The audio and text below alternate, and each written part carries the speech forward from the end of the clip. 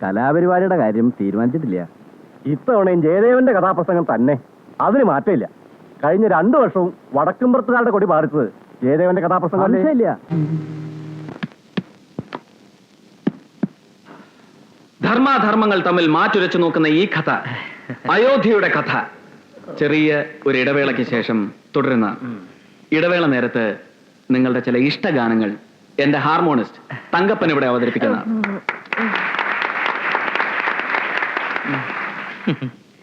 ക്ഷമിക്കണം, കാഥികന് തെറ്റിപ്പോയതാണ്. ഞാൻ വെറും തങ്കപ്പനല്ല, മനോജ് കുമാറാണ്. Cine fame, radio fame. സൗന്ദര്യം വഴിഞ്ഞൊഴുകുന്ന അമ്മപെങ്ങന്മാരെ, എന്റെ ആരാധകരെ, ഞാൻ പാടുന്നതിനിടയ്ക്ക് പൊന്നാട, ജണ്ട്, റീത്ത്, ഹാരം, നോട്ടുമാല, നാരങ്ങ എന്നിവയൊക്കെ നൽകി എന്നെ സ്നേഹം കൊണ്ട് വീർപ്പൂട്ടിക്കരുതേ എന്ന് ഞാൻ അപേക്ഷിക്കുകയാണ്. രാത്രികൾ പകലുകളാക്കി, പകലുകൾ ഗാത്രികളാക്കി, ഏകാന്തതയുടെ നിശബ്ദതയിൽ നിന്നും പെറുക്കിയെടുത്ത ഈ ഗാനത്തിന് പണ്ടെങ്ങോ കേട്ടു മറന്ന ഏതെങ്കിലും ഒരു പാട്ടുമായി സാമ്യം തോന്നിയാൽ അത് കേവലം യാദൃശ്ചികം മാത്രമാണ്. ഞാൻ തുടങ്ങട്ടെ. അങ്ങനെ ഘോര വനാന്തർഭാഗത്തേക്ക് പോകാൻ നിൽക്കുന്ന ശ്രീരാമനെ നോക്കി സീത ഇങ്ങനെ മൊഴിഞ്ഞു.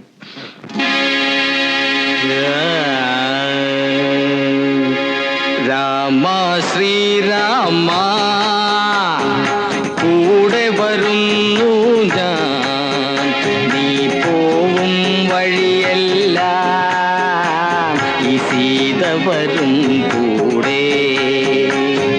രാമ ശ്രീരാമ കൂടെ വരുന്നു ഞാൻ, നീ പോവും വഴിയെല്ലാം ഈ സീത വരും കൂടെ.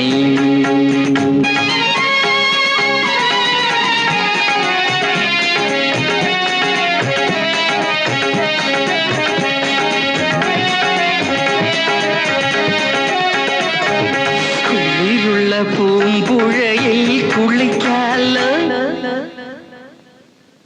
കുളിരുള്ള പൂമ്പുഴയിൽ കുളിക്കാലോ, കിളിയുള്ള മരച്ചോട്ടിൽ കളിക്കാലോ. കുളിരുള്ള പൂമ്പുഴയിൽ കുളിക്കാലോ, കിളിയുള്ള മരച്ചോട്ടിൽ കളിക്കാലോ. കാറ്റത്തു ചക്കര മാമ്പഴം പൊഴിയുമ്പോൾ ഇഷ്ടം പോലെടുത്തങ്ങ് തിന്നാലോ. രാമ ശ്രീരാമ കൂടെ വരുന്നു ഞാൻ, ഈ പോവും വഴിയെല്ലാം ഈ സീത വരും കൂടെ, ഈ സീത വരും കൂടെ, ഈ സീത വരും കൂടെ.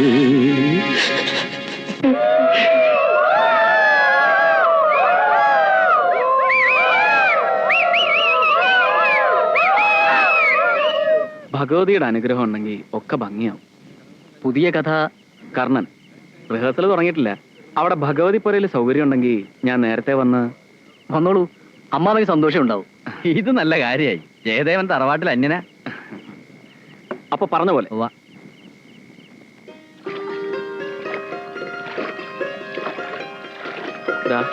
ആ കാണുന്നതിനും അപ്പുറമാണ് ഞാൻ ജനിച്ചു വളർന്ന ഗ്രാമം. ഇതിലേ വരുമ്പോഴൊക്കെ ശരിക്കും ബാല്യത്തിലേക്ക് തിരിച്ചെത്തിയ പോലെ. അതേ പുഴയും ആ കാറ്റും, ഒരു പാലം പോലും ഇല്ല ഇന്നും. ഒരു കലാകാരനെ മാടി മാടി വിളിക്കുന്ന മനോഹരമായ ഭൂപ്രദേശം. പുഴകൾ, മലകൾ, പൂവനങ്ങൾ, ഭൂമിക്ക് കിട്ടിയ സ്ത്രീധനങ്ങൾ. നമ്മുടെ വാൻകാരന് ശരിക്കും വഴി പറഞ്ഞു കൊടുത്തിട്ടുണ്ടല്ലോ. 10-32 കിലോമീറ്റർ ചുറ്റിക്കറങ്ങി വരണ്ട. തങ്കപ്പാ, മേക്കമാൻ സമയത്ത് എത്തുവോ?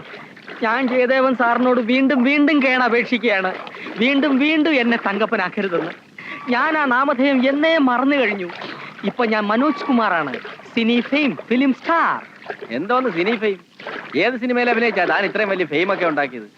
എന്റെ തിരുപ്പാണ്ടിക്കാട് തിരുടറുകൾ എന്ന സിനിമ കണ്ടിട്ടുള്ള ഒരു തെണ്ടിയും എന്നോട് ഈ ചോദ്യം ചോദിക്കില്ല. ഞാനായിരുന്നു ഈ സെക്കൻഡ് ഹീറോ.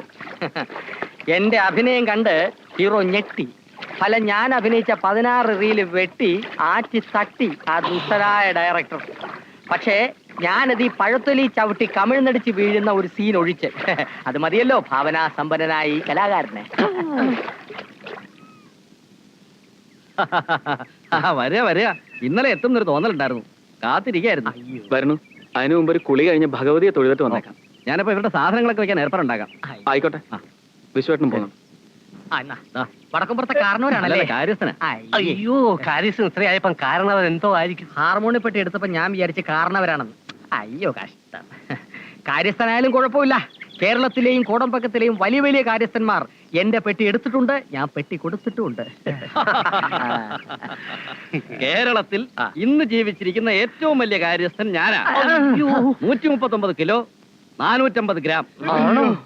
അത്രയും മാംസം ശരീരത്തിലുണ്ട് ഞാൻ വിശ്വസിച്ചിരിക്കുന്നു. എന്നെ താഴെ ഇറക്കി വിശ്വസിച്ചിരിക്കുന്നു. ഭഗവതി എല്ലാം മംഗളമാക്കണേ.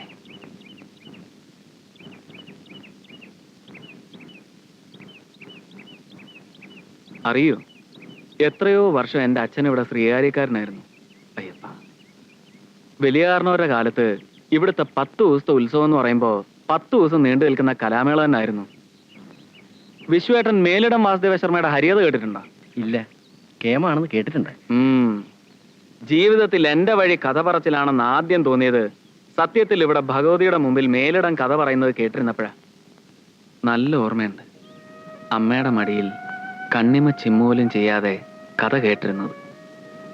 ആ രാത്രി പിന്നെയും ചില ഓർമ്മകൾ തരുന്നുണ്ട്.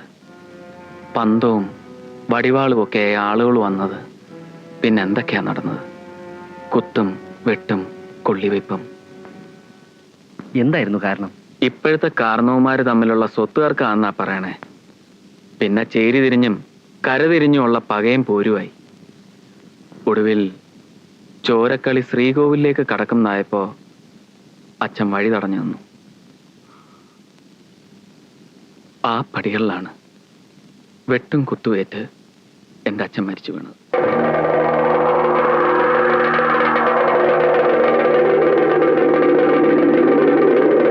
ഒക്കെ ഒരു ദൈവനിശ്ചയമാണ് ചെയ്തത്. പണ്ടെങ്ങോ മുടങ്ങിയ ഉത്സവം വീണ്ടും തുടങ്ങിയപ്പോൾ ജയദേവൻ തന്നെ കഥ പറയാൻ വരിക, അത് പിന്നെ ഒരു പതിവാകുക. ഭാഗ്യമാണ്, സന്തോഷമുണ്ട്. എല്ലാം ഓർമ്മിക്കുമ്പോൾ നൊമ്പരും.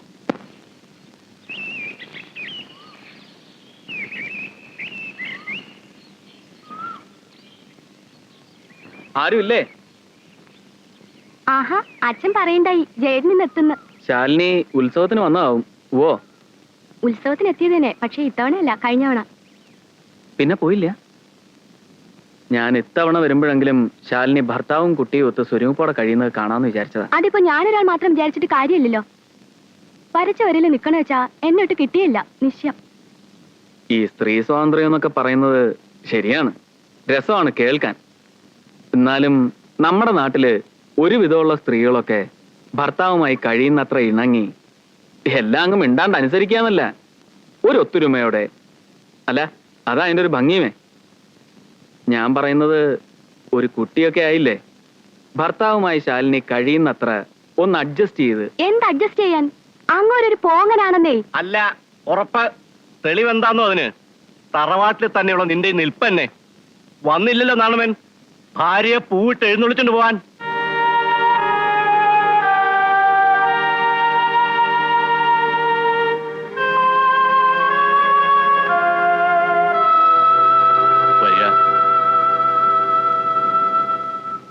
അറിയോ ജയദേവന്, നാരായണവൻ ഒടുവിൽ പോകുമ്പോ ഇവളോട് പറഞ്ഞു എന്താണെന്ന്? തറവാട്ടിൽ നിൽക്കണമെന്നുണ്ടെങ്കിൽ നിന്നോടുക, അതല്ല ഭർത്താവിനോടൊപ്പം ജീവിക്കുന്ന ശരിയെന്ന് സ്വന്തമായി തോന്നാച്ചാൽ അങ്ങോട്ട് വരാം. എന്ന് വെച്ചാൽ കൊണ്ടുപോകാൻ ഭർത്താവിന്റെ പല്ലക്ക് വരുമെന്ന് സ്വപ്നത്തിൽ പോലും നിരീക്കണ്ടെന്ന്. നല്ല അസല ആൺകുട്ടിയുടെ വർത്താനം. ശരിക്ക് പറഞ്ഞാൽ നാരായണവൻ എന്റെ മരുവനാണെന്ന് എനിക്ക് ആദ്യം തോന്നി തന്നാ. നിക്കട്ടെ അവളിവിടെ. എല്ലാരും കൂടി ഇങ്ങനെ വാശി പിടിച്ച് എന്തായാലും ഒടുവിൽ നഷ്ടം ശാലിനിക്ക് തന്നെ ആവും. ആരെ നിരീച്ചു ഇങ്ങനെയൊക്കെ ഒന്ന് ഭവിക്കുന്നു? ഒക്കെ വിധിയാ, അല്ലാണ്ടെന്ത് പറയാൻ. ജയദേവൻ ഇരിക്കെ. ജയദേവന്റെ താമസത്തിന്റെ കാര്യങ്ങളൊക്കെ കുറിപ്പ് ഏർപ്പെടുത്തിയിട്ടുണ്ട്. വിശേഷങ്ങളൊക്കെ കുറിപ്പ് പറഞ്ഞു. കർണന്റെ കഥയാണല്ലേ, നന്നായി അസലാക്കണം, ഗംഭീരാക്കണം. ജയദേവൻ ഇച്ചി തടി വെച്ചിട്ടുണ്ട്. ഈ തടീനെ കൂട്ടണ്ട, മുഷിഞ്ഞുള്ള കഥ പറച്ചിലും ഉറക്കളയ്ക്കും അല്ലേ? ആരോഗ്യം ശ്രദ്ധിക്കുക. പുതിയ കഥയാണ്, ഒക്കെ ഒന്ന് ചിട്ടപ്പെടുത്തുന്നവരെ. വിശ്രമമില്ല അല്ലേ? ഒന്ന് ആലോചിക്കുമ്പോ അതും നന്ന്. ജയദേവൻ ചായ കുടിച്ചിട്ട് പോയാ മതി. അല്പം ധൃതിയുണ്ട്. അതൊന്നും പറയണ്ട, ചായ കുടിച്ചിട്ട് പോയാ മതി. ഉടനെ തന്നെ റിഹേഴ്സൽ തുടങ്ങണം. പിന്നെ ഫ്രീ ടൈം കിട്ടില്ല. ഉള്ള ഗ്യാപ്പിന് എല്ലാരെയും ഒന്ന് കാണണം. തെക്കമ്പുറത്തും ഒന്ന് കയറണം എന്ന് വിചാരിക്കുക. തെക്കുംപുറത്ത് പോവുക, പോവാണ്ടിരിക്കുക, അതൊക്കെ ജയദേവന് ഇഷ്ടം.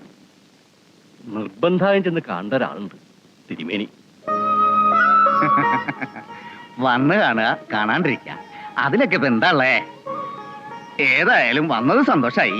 ഇരിക്ക. വേണ്ട, ഞാനിവിടെ നിന്നോളാം. ഓ, എന്താ ഞാനും നിന്ന് സംസാരിക്കാനേ? ഒരു കല കൈവശമുള്ളയാൾ സന്യാസിയേക്കാൾ ഒട്ടും മോശക്കാരനല്ല. അയ്യോ, അങ്ങനൊന്നും ഇല്ല. അങ്ങനെയുണ്ട്. ജയദേവൻ കഥാപ്രസംഗത്തിൽ പറഞ്ഞിട്ട് പോകുന്ന വാക്കുകൾ നാട്ടുകാർ മനപ്പാടം പഠിച്ച് പറയണത് ഞാൻ കേട്ടിട്ടുണ്ട് കഴിഞ്ഞ 2 കൊല്ലം. അതിൽ പരം എന്ത് വേണം ഒരു കലാകാരന്? എന്നാലും മനസ്സിനൊരു സന്തോഷവും ഇല്ല തിരുമേനി. ഇതിപ്പോ ഒരു പക്ഷക്കാരുടെ വാശിക്ക് എന്റെ കലാപരിപാടി മേളം പകരുന്ന അവസ്ഥയാണ്. എനിക്കാണെങ്കിൽ തിരുമേനി കാര്യമായി ഒന്ന് വിചാരിച്ചാൽ തീരാവുന്നതേ ഉള്ളൂ. ഇതൊക്കെ വിചാരിക്കാഞ്ഞിട്ടല്ല, ശ്രമിക്കാഞ്ഞിട്ടുമല്ല. പക്ഷെ ഫലമെന്ത്?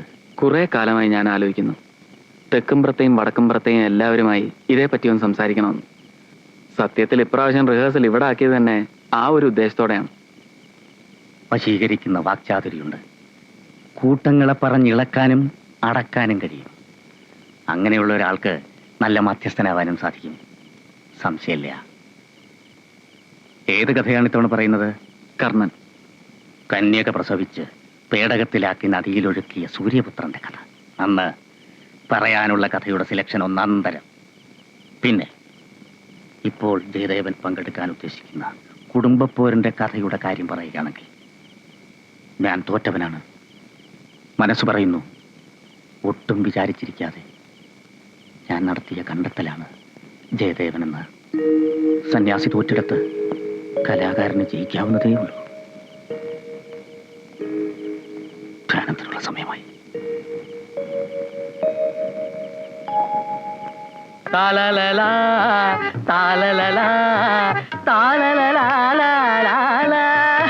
ജയദേവൻ എന്തോ ജയദേവൻ സാറ് കല്യാണിയാണ് പിടിച്ചിരിക്കുന്നത്.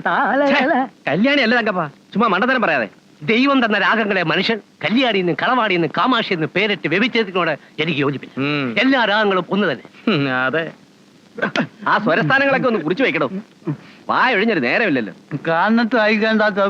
മിസ്റ്റർ വിശ്വം, എനിക്കൊരു മനോധർമ്മം തോന്നുന്നു.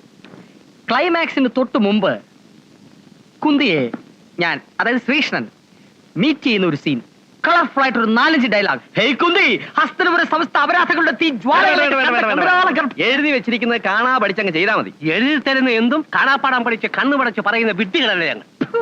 മഹാഭാരതത്തിലെ കഥയാവുമ്പോൾ അതിൽ ശ്രീരാമന്റെ പ്രാധാന്യം എന്താണെന്ന് നിങ്ങൾ എന്നാ മനസ്സിലാക്കാത്തത്? മഹാഭാരതത്തിൽ ശ്രീരാമനോ? കർണന്റെ മൂത്ത പെങ്ങളെ നമ്മുടെ ശ്രീരാമനല്ലേ മാരിയിരിക്കുന്നത്? ഓഹോ, അപ്പൊ കുരുക്ഷേത്ര യുദ്ധത്തിൽ പിന്നെന്താ ഉണ്ടായത്? വായെന്ന് പോലെ. ഏതായാലും വടക്കുംപുറത്ത് അറിയണ്ട ജയദേവൻ ഇങ്ങോട്ട് വന്നത്. ഗോവിന്ദമേനെ തുള്ളൽ തുടങ്ങാൻ ഇനി അത് മതി. തെക്കുംപുറന്നും വടക്കുംപുറന്നും ഒന്നും ഞാൻ കരുതിയിട്ടില്ല. മേലേടത്തെ തറവാട്, അങ്ങനെ ഞാൻ വിചാരിക്കുന്നുള്ളൂ ഇപ്പോഴും. ബെഡായി പറയാമേ. തെക്കുംപുറത്തുകാരുടെ ഉത്സവത്തിന് ആരാ എന്താന്നൊക്കെ അറിയാൻ വടക്കുംപുറത്തുനിന്ന് വിട്ടിരിക്കുക. ചാരപ്പണിയുടെ ഒരു സൈഡ് ബിസിനസ് ഉണ്ടെന്ന് തോന്നുന്നു കാർഡിന്. ഈ പെണ്ണിന്റെ ഒരു അല്ല, നീ എങ്ങോട്ടായി പുസ്തകമൊക്കെ ആയിട്ട്? തൊടിയിലെ മിനിയുടെ കുറച്ച് നോട്ട്സ് വാങ്ങണമേ. ഇപ്പൊ ഇങ്ങ് വരാം. എന്നെ ഒന്ന് തുറന്നു വിടൂ എടത്തി, ഒന്ന് തുറന്നു വിടാൻ പറയൂ എടത്തി. എന്റെ കാല് വേദന എടുക്കണോ?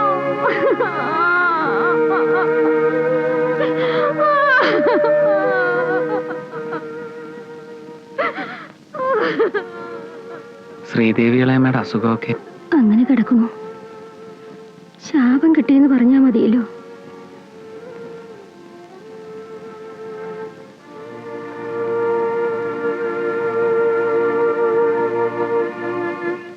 ഇന്നലെ എവിടെയായിരുന്നു മണികണ്ട? പാപ്പരക്കൽ അമ്പലത്തിൽ. ആ, ചെക്കന് ക്ഷീണാണല്ലോ. എന്താ ഒന്നും കൊടുക്കാറില്ലേ? നാടുകാർ വരുമ്പോഴേ എന്നെ ഒന്ന് കാണാൻ പറയോ?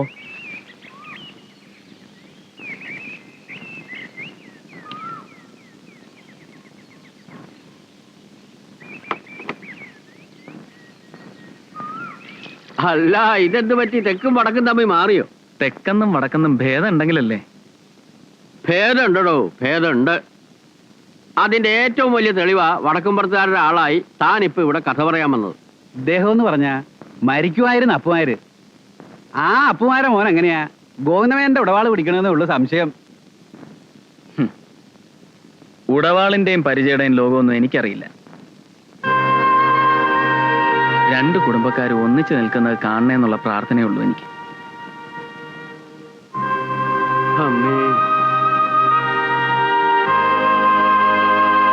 ഒത്തുതീർപ്പിന്റെ ഒരുമിപ്പിന്റെ ഒന്നും കാര്യം ആലോചിക്കേ വേണ്ടാത്ത അവസ്ഥയാണ്.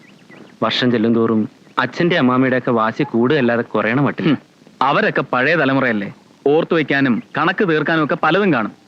പുതിയ തലമുറയും അവരുടെ പുറകെ പോരുതെന്നാണ് ഞാൻ പറയുന്നത്. ഒക്കെ അറിയാഞ്ഞിട്ടല്ല, പക്ഷേ വടക്കുംപുറത്തുള്ളവരുടെ ഗർവം എന്താന്നാ കരുതിയത്?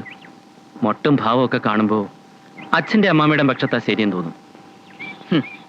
ക്ഷേത്രകുളത്തിന്റെ ഒരു കിടപ്പ് കണ്ടില്ലേ, 10-20 വർഷമായി. ലഹളക്കാലത്ത് ദേവപ്രശ്നത്തിൽ തെളിഞ്ഞതല്ലേ ക്ഷേത്രക്കുളം ഇനി ആരും തൊടാൻ പാടില്ലാന്ന്. ദേവിക്ക് സമർപ്പിച്ചിരിക്കുന്നു. ദേവി പുലർത്തുക നശിപ്പിക്കുക ചെയ്യട്ടെ അല്ലേ? ഒരു ലഹളയുടെ സ്മാരകം.